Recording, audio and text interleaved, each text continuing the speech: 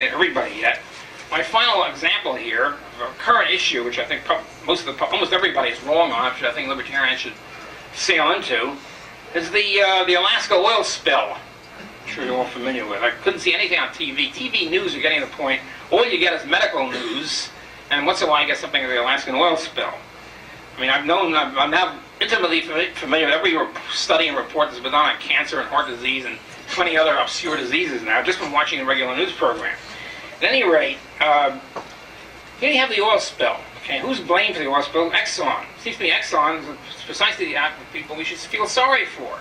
Exxon loses 10 million gallons of oil, which is approximately $5 million, plus the money they have to pay, and I think correctly so, the people who lost that because of the oil spill, the fishermen, and all the rest of it. Okay, so Exxon are the losers, allegedly from allegedly drunken sea captain.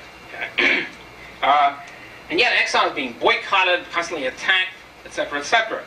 And if you look at what we're suffering from is essentially environmentalist infection here, because if you look at the environmentalist propaganda here, what they're saying is they're not talking about really about the fishermen. They're talking about the otters. They're talking about the water. In fact, the water is no longer blue. It's now white or whatever. It's now black or brown because of the oil. So in other words, but it used to be the rights of the snail dog become greater than the rights of human beings, or the rights of the caribou, or whatever. Now it's the rights of the water. The natural right of the water to remain pristine. It seems to me totally idiotic. But that's the language in which this is couched. Exxon did not deliberately dump the oil. They're the ones who lost from it. And the thing is, the economists who say, well, we can fix up this problem by internalizing the externality, by forcing, say, Exxon to pay damage. They're doing that anyway. That's not really the problem. It's much deeper than that. The last big was the Amoco Cadiz tanker off the coast of France about 1979, I think. And I don't think there was any big fuss made about it at all. It was much bigger. It was about 60 million gallons. Nobody complained. There was nothing big on television about it. They paid, I think Amoco paid about $500 million for liability. That was it. There was no big thing. Nobody boycotted Amoco and all the rest of it. And I think this is an example of the extent to which environmentalism has spread in the last intervening decade. And I think what we have with the oil pipeline, which they're trying, of course, to shut down, the big argument against it was, for many years, which held up the development, was the fact that the caribou migratory patterns would be disturbed.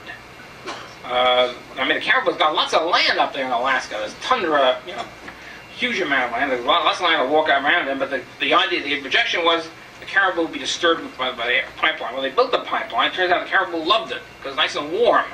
And they snuggle up to the pipeline for the nice warmth. So we have a group of people which have not been explored enough, I think.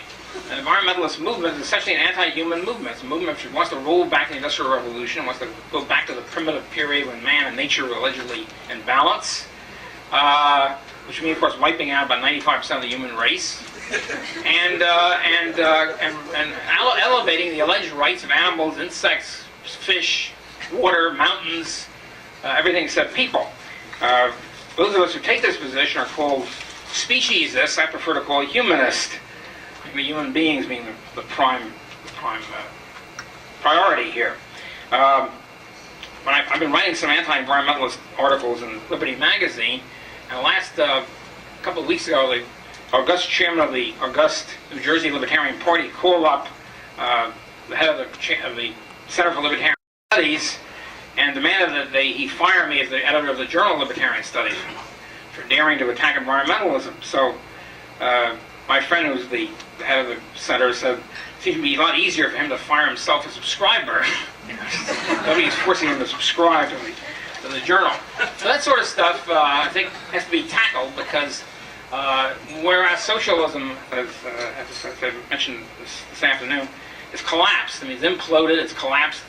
Nobody's a socialist anymore. But we have a rise in various other forms of interventionism, in particular environmentalism and other egalitarianism and other measures, hatred of the rich and things like that, which still persist. So there's lots of work for us to do, but I think the climate has gotten a lot, political climate has gotten a lot better with the retirement of Reagan to his ranch in Santa Barbara. We now have a much more flexible and open political system where you have a chance to move, and I hope we do it. Thank you very much.